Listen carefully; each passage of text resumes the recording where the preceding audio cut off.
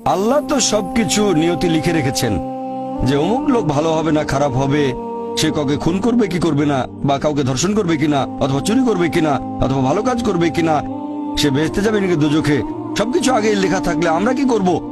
এখানে কার দোষ? যদি কাউকে খুন করি, আল্লাহ আমার কদরে লিখেছেন, আমি খুন করবো আর করে ফেললাম, এই দোষটা কার? দোষ তো আল্লাহর। তাহলে আমাকে দোজখে পাঠানো হবে কেন? আর এটা খুবই লজিক্যাল প্রশ্ন। এই প্রশ্নের উত্তরে বলবো, আমাদেরকে এই কদর বা নিয়তির ধারণা আগে বুঝতে হবে যে আল্লাহ সুবহানাহু ওয়া তাআলা আগে থেকে লিখে রেখেছেন একটা মানুষ কখন জন্মাবে, তারপরে সে কোন দেশে জন্মাবে, কখন মারা যাবে, কোন দেশে মারা যাবে। আল্লাহ পবিত্র কোরআনে বলেছেন সূরা ইসরা অধ্যায় 17 আয়াত নম্বর 14 যে যখন কোন শিশু জন্ম নেয় তার কর্মগুলো আমি তার গ্রীবালগ্ন করে দিই। একজন মানুষের ব্যাপারে আল্লাহ জানেন সে কি করবে, ভালো না খারাপ, সঠিক না বেঠিক, সে বেহেশতে যাবে নাকি দোজখে যাবে।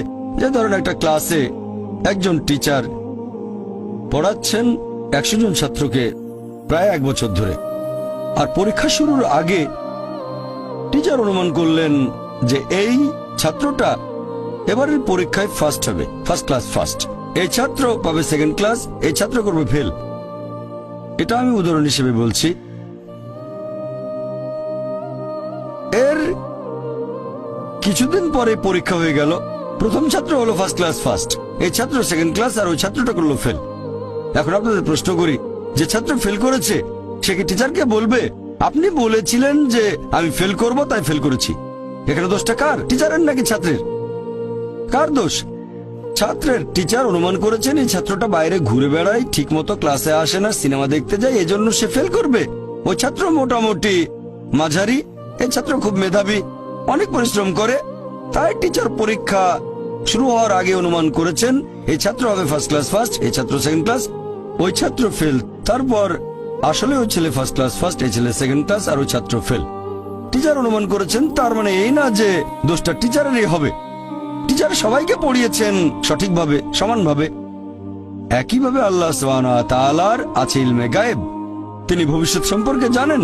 কিছু জিনিস ঠিক করা আছে যে এই লোকটা জন্মাবে অমুক দেশে, জন্মাবে অমুক দিনে, আর সে মারা যাবে অমুক দেশে অমুক তারিখে, ইত্যাদি ইত্যাদি। তার পরিবেশ ধনী হবে নাকি গরিব হবে, তবে পছন্দটা এখানে আপনার।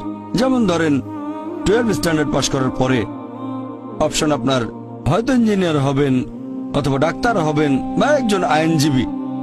এখানে পছন্দ আপনার, ঠিক করলেন আপনি হবেন ইঞ্জিনিয়ার। এখন আল্লাহ এটা আগে থেকেই জানেন যে 12 স্ট্যান্ডার্ড পাশ করার পরে আপনি ইঞ্জিনিয়ার হওয়ার চেষ্টা করবেন, তাই আল্লাহ আগে লিখে রেখেছেন। ব্যাপারটা এমন না যে আল্লাহ লিখে রেখেছেন বলে আপনি বেছে নিচ্ছেন। যেহেতু আপনি এটাই বেছে নেবেন, তাই আল্লাহ আগে লিখে রেখেছেন।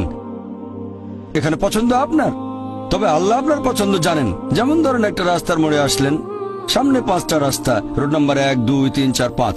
এখানে পছন্দ আপনার, বেছে নিতে পারেন রোড নাম্বার 1, 2, 3, 4, 5। আপনি গেলেন রোড 2-এ, এটা আগে থেকেই লেখা আছে আপনার নিয়তিতে যে আপনি যাবেন 2 নম্বর রোডে। ব্যাপারটা এমন না যে আল্লাহ লিখেছেন বলে আপনি করছেন, যেহেতু আপনি এটাই বেছে নেবেন তাই আল্লাহ আগে লিখে রেখেছেন। তাহলে পছন্দ আপনার। আপনি চাইলে টাকা উপার্জন করতে পারেন ভালো কাজের মাধ্যমে, হালাল উপায়ে, অথবা পারেন চুরি করে হারাম উপায়ে। পছন্দ আপনার।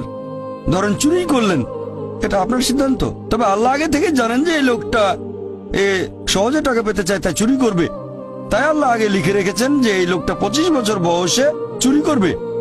এখানে দোষটা কার? দোষ আসলে আপনার, তবে আল্লাহর আছে ইলমে গায়েব, তাই তিনি আগেই লিখে রেখেছেন।